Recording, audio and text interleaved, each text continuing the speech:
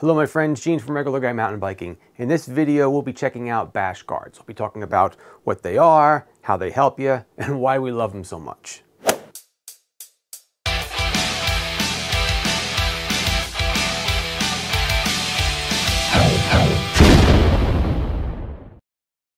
Hello my friends, Gene from Regular Guy Mountain Biking. Once again, thanks so much for tuning in. This time around we're going to be talking about Bash Guards. Give you a little recap on what they are, what they do for the bike, and why they've become pretty important on some of the bikes that we ride. So what is a Bash Guard? A Bash Guard is a device that you attach to the bottom bracket area of the bike, and it's put there to help protect your chain ring and your chain from things like rocks and logs. Now that we have one-buy solutions, things are a little bit different, but back in the day when there were multiple rings, a big reason for the Bash Guard was for the fact that you'd have that large outer ring that when it didn't have a chain on it and the ring itself wasn't really as strong as these new one-buys, when you would hit a rock or when you would hit a log, you had no protection, and it was this big ring. It would come down a lot further, and you just beat the hell out of that thing. And without some kind of protection, you'd start breaking off teeth.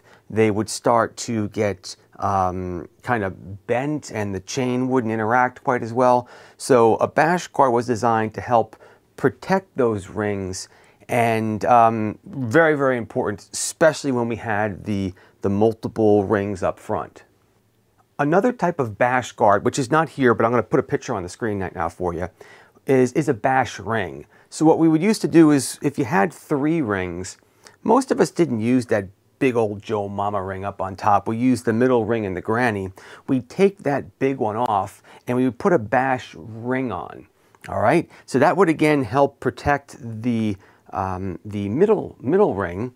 And heck, some of them actually even had little teeth on them, little grips, if you will, and you would use that to sometimes maybe get you over a log. So that was called a Bash ring. They came in different styles. The one I just showed you was just simply a round ring, but the same principle. It was designed to help protect the chain ring. So we have a Bash Guard and we have Bash rings. So now things have moved along a little bit, and we've got one-buy solutions as well as different types of bikes like these big crazy downhill bikes. And the Bash Guard took on a little bit of a different duty.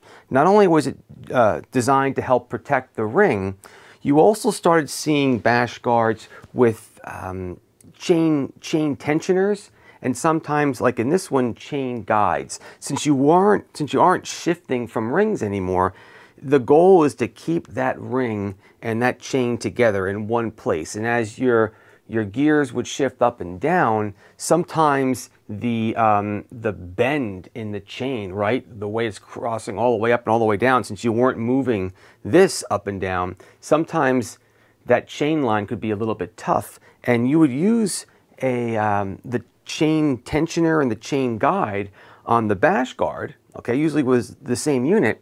To, again, double duty. It would also help keep the chain on the ring. So cool. There's your little history lesson. Fine. Gave you a little bit of information about Bash Guards and what they're for. The other reason why they're here is simply because of this. Now, we all, deep in our souls and in our heads and in our bodies, we all think and hope that we can bunny hop and jump over logs just like this.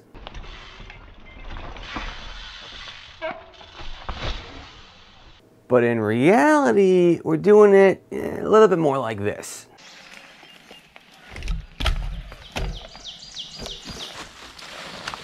Maybe like that.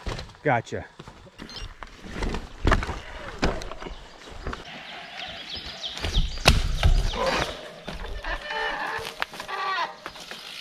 That didn't go over well. What am I going to tell you, folks? It's just how it is. I would love to be better at bunny hopping, and wow, wouldn't it be great to be half as good as Jeff Lanowski and how he can jump over things? But I'm just not there yet. And the proof is in the pudding, folks. If you go riding on your trails, take a look at some of those logs, and you'll see the chain ring spikes and cuts and grooves inside that log. So I'm not the only one hitting these things. Now, bash guards aren't technically a necessity. I've actually got a couple bikes that don't have bash guards. One of them is my Norco Torrent hardtail. That is a badass mountain bike. I mean, that thing is designed to beat up on, take it out on the trails, and have a little bit of fun, have a whole lot of fun. Though it doesn't have a bash guard. In fact, not only does it not have a bash guard, it doesn't have the frame tabs, the bosses, to even mount a bash guard onto it. Regardless of that, why would a bike not have a bash guard? Well, I found hardtails don't always have bash guards because a full suspension, you're constantly pushing the bike down, getting it closer to the ground.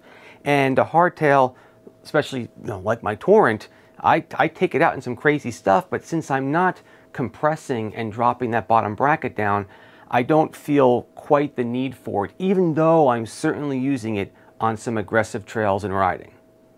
But let's say you want a bash guard, okay? And I can't blame you if you do. I've also got them on a number of my bikes as well. I like having the bash guard. What do you want to look for? Because I've been using these things for a long time. There's a couple things that I found very, very important to think about when you're getting a bash guard. I happen to be using a bash guard from Absolute Black. Not only is it a really great, easy to use bash guard, it's also designed to work nicely with an oval chain ring. So definitely check these guys out. Specifically, what's so cool about this one is the fact that it is mindless to install. Now, why would it be so hard? The problem is with these things, you're trying to, if you have a chain guide up on it, if you just have the bash guard on the bottom, it's not quite that big a deal. But if you have the chain guide, you have to align that guide with the chain. And some of them are doing that with spacers on the bash guard against the frame. So you're moving it back and forth, in and out, off the frame. So if you get it wrong, you got to shove these washers in there and mess around with it. It drove me crazy on some of the bikes that I've had. This one, they did it quite nicely. You just put this on the bike.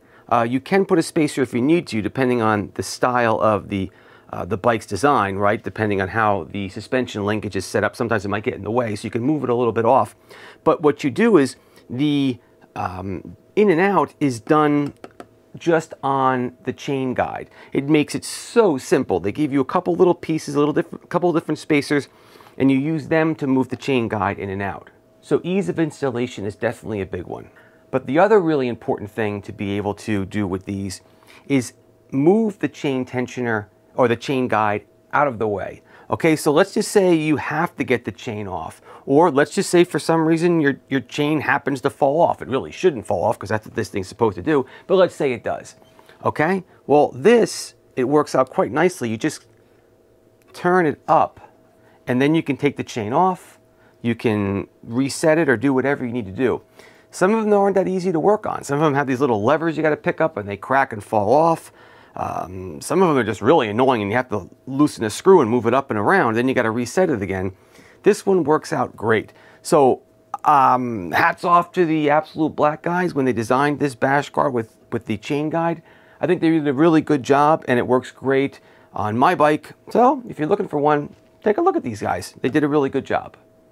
One final thing you also want to look for when you get one of these devices is the actual plastic bash guard itself and see if it's replaceable, okay, because you're going to be beating on it.